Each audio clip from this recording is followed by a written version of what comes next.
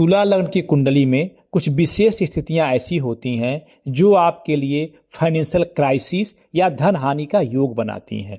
जैसे अगर धन भाव का स्वामी मंगल अगर 6, 8, 12 में बैठा हो या पाप ग्रहों से पीड़ित हो अर्थात राहु या केतु से पीड़ित हो तो आपका लगातार धन खर्च होता है, पैतृक धन विवाद में फंस जाता है और मुकदमे और लड़ाई झगड़े से आपके धन का नाश होता है।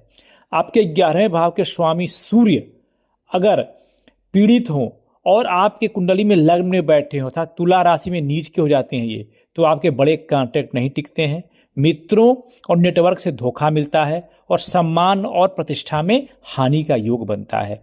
अगर आपके 9वें भाव के स्वामी बुध अगर नीच हों या अस्थिर हों तो या ये 6, 8, 12 भाव में बैठे हों तो आपका भाग्य कमजोर हो जाता है, संयोग से धन आते आते रुक जाता है और इस स्थिति में बार बार वित्तीय हानि या आपके पास अच्छे अवसर आएंगे वो भी चले जाते हैं।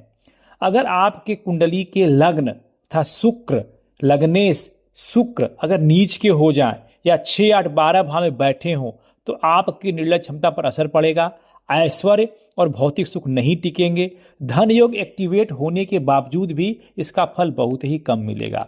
10वें भाव का स्वामी चंद्रमा अगर 6, 8, 12 में बैठा हो या राहु या केतु के साथ ग्रसित हो तो आपका जो करियर होगा वो अस्थिर होगा, नौकरी और प्रमोशन से मिलने वाला धन रुक रुक कर आएगा, प्रमोशन या नियमित आय में आपके बाधा आ सकती है।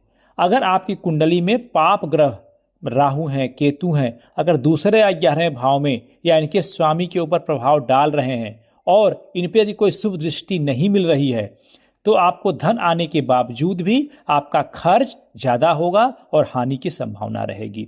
गलत साधनों अवैध तरीके से आय होकर टिकेगा नहीं आपके पास। अब ये फलित कब होंगे?